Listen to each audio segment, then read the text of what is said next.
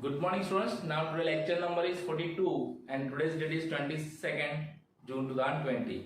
Now in last lecture we have seen rules of debit and credit of accounts. In those accounts we have seen rules of different kinds of accounts, that is personal accounts, real accounts and nominal accounts. And we have discussed when we have to apply rules of personal account, when we have to apply rule of real account, and when we have to apply rule of nominal account. So today we discuss first account, that is personal account. So before this you must know rule of personal account. And what is that rule? Debit the receiver and credit the giver.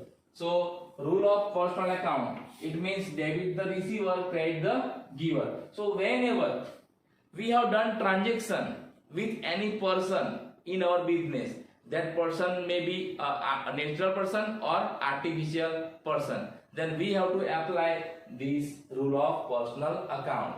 And according to this rule, if that person is receiver of benefit from the business, अगर वो person हमारे business से कोई benefit receive करता है तो उसका account हमें क्या करना है? Debit करना है. अगर that person is giver, you can say benefit giver to our business, अगर वो हमारे business को कोई benefit देता है तो उसका अकाउंट क्या करना है? Credit. According to this rule, ये रूल्स है, इसको हमें फॉलो करना है ना. आप दुनिया में किसी भी कॉर्नर में चले जाओ तो यही रूल्स अप्लाई होगा. कौन सा?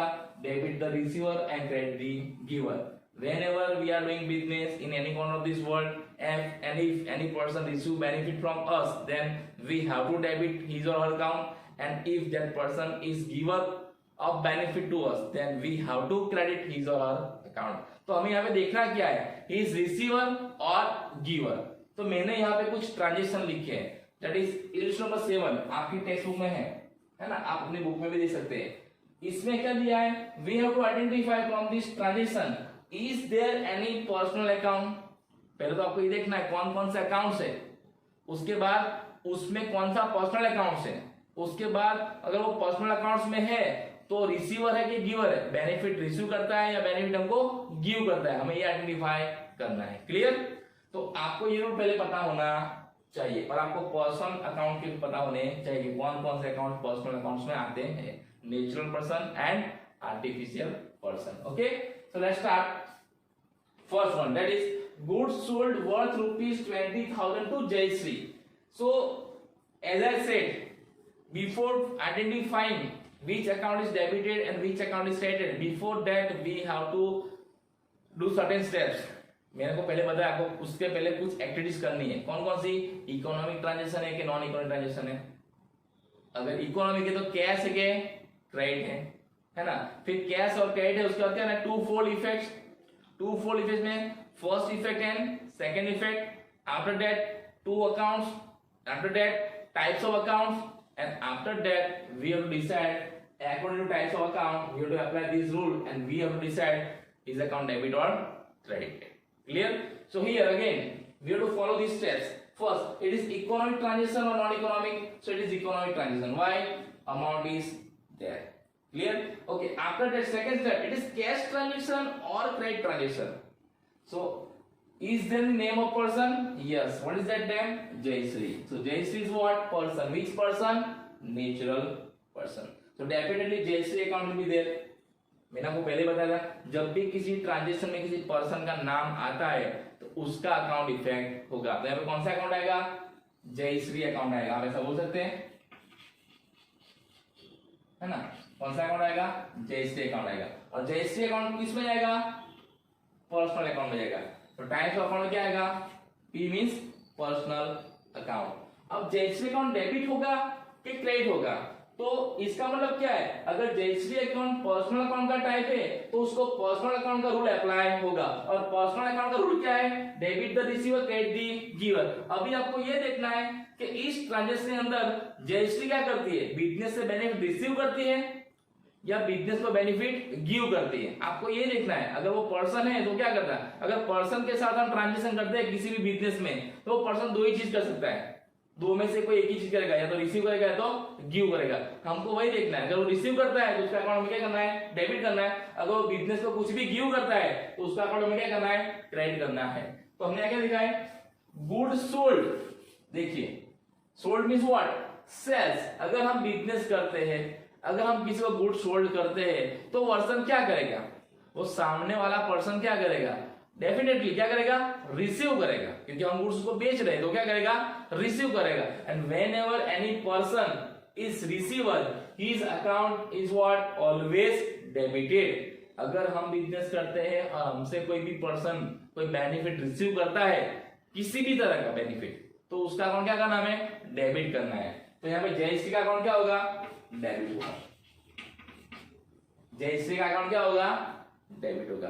अभी इस इलस्ट्रेशन नंबर 7 के अंदर क्या देखना है, हमें जब क्या करना है, सिर्फ पर्सनल अकाउंट आइडेंटिफाई करना है और वो अकाउंट डेबिट होगा कि क्रेडिट होगा वो देखना है। यहाँ पे हम सेकंड अकाउंट देखेंगे नहीं, क्लियर। हम यहाँ पे क्या करेंगे, एक ही अकाउंट देखेंगे, बाद में इलिस्ट नंबर 10 में हम देखेंगे दोनों इफेक्ट। यहाँ पे हम एक ही इफेक्ट देखेंगे, इसकी पर्सनल अकाउंट की, क्लियर। अगर आपको करना है तो कर सकते हो कि सोल्ड गुड्स, तो कौन सा अकाउंट आता है, सेल्स अकाउंट आता है ना। जब भी हम गुड्स सोल्ड करते हैं कौन सा अकाउंट आएगा, सेल्स अकाउंट आएगा।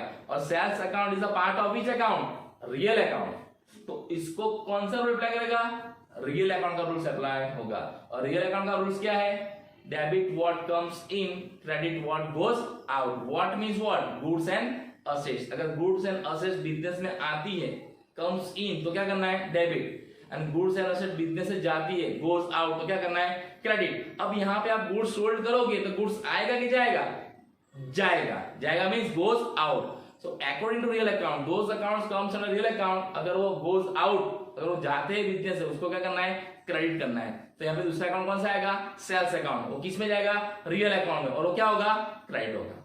हो गया क्रेडिट। तो जब भी हम कोई ट्रांजेक्शन करें बिजनेस में, एक डेबिट होगा, दूसरा क्या होगा, क्रेडिट। दूसरी चीज, अगर आपने एक आइडेंटिफाई कर लिया है कि एक अकाउंट डेबिट होता है, तो दूसरा अकाउंट क्या होगा, क्रेडिट ही होगा।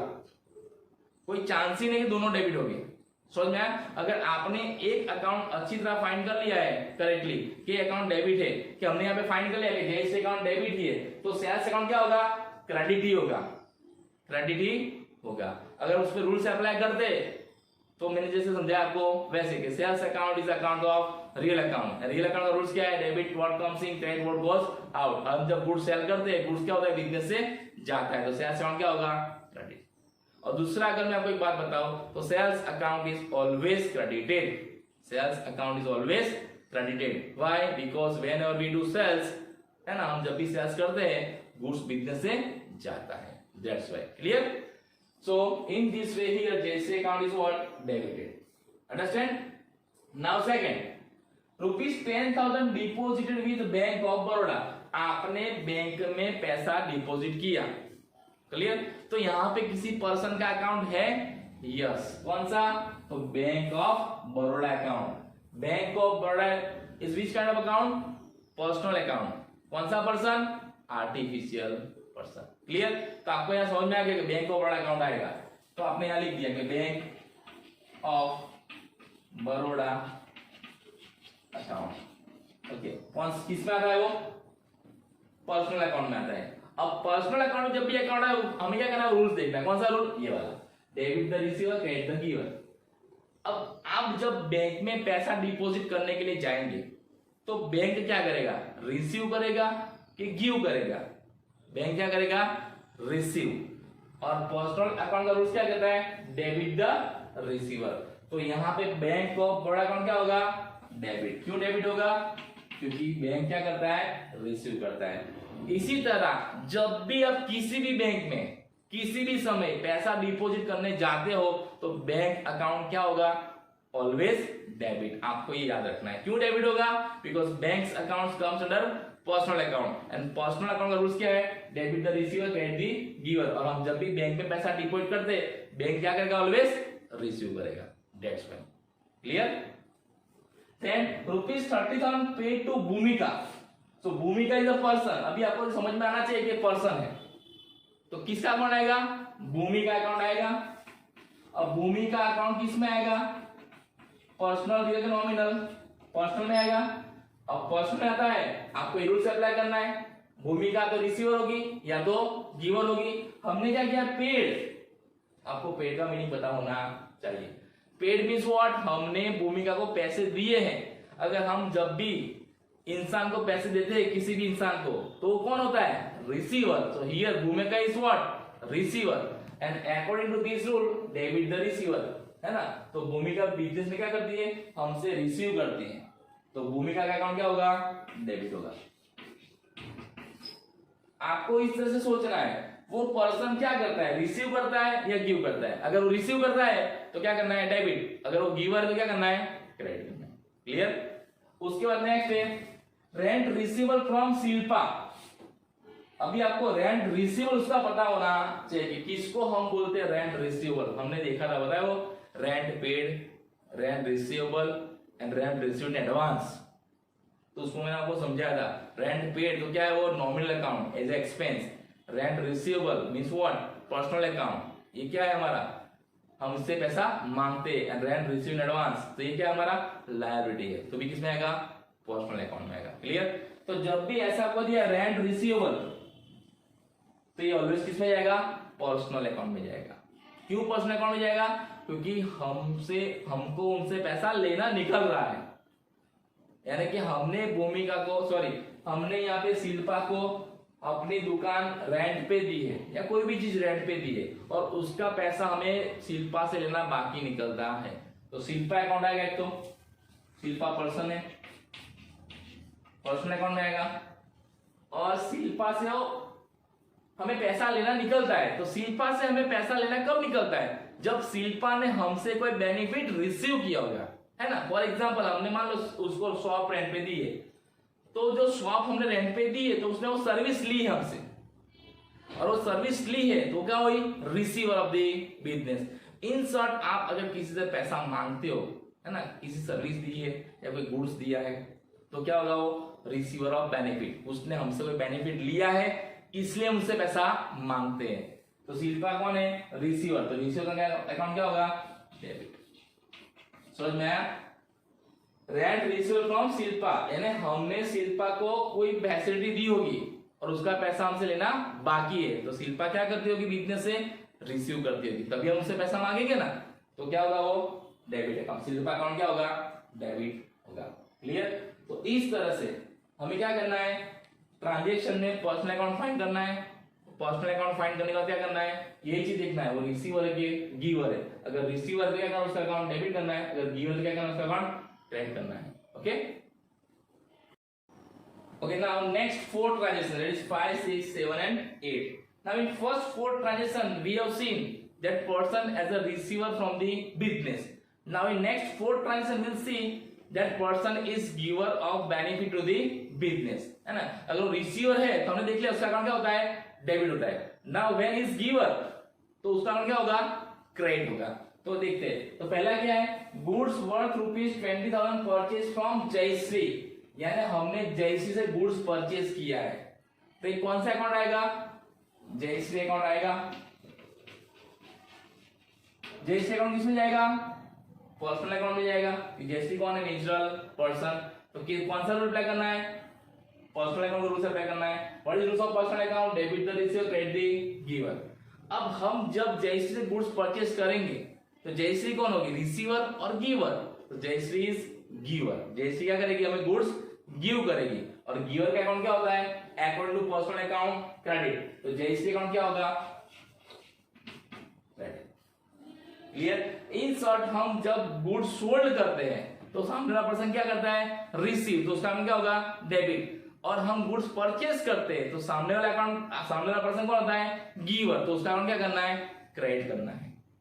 समझ में आया। हम परचेस करते तो सामने वाला कौन होगा, रिसीवर। हम परचेस करते सामने कौन होगा, गिवर। और हम सोल्ड करेंगे तो सामने कौन होगा, रिसीवर। आपको यही जज करना है वो रिसीवर के गिवर है। अगर गिवर है तो क्या करना है, क्रेडिट। सो हम जब भी गुड्स परचेस करेंगे बिजनेस में तो सामने वाला क्या होगा, गिवर। तो सामने वाला का अकाउंट क्या करना है, ऑलवेज क्रेडिट करना है। Same way ₹10,000 withdraw from bank of Baroda. तो यहाँ भी क्या है, बैंक ऑफ बड़ौदा। तो कौन सा अकाउंट आएगा, बैंक ऑफ बड़ौदा। और बैंक ऑफ बड़ौदा क्या है,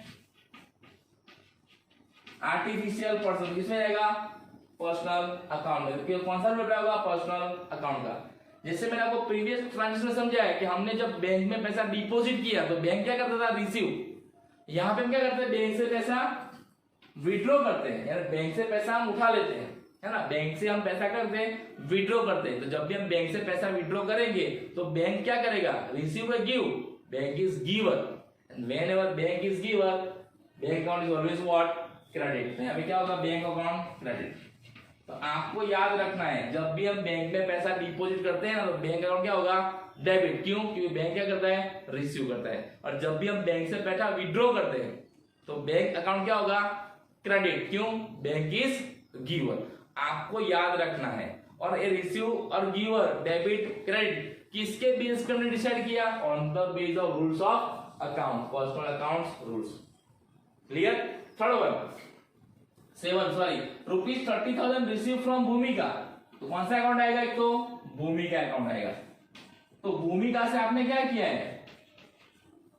रिसीव, यानी पैसा क्या किया है? रिसीव। अगर भूमिका से हम पैसा रिसीव करते हैं तो भूमिका क्या करती होगी?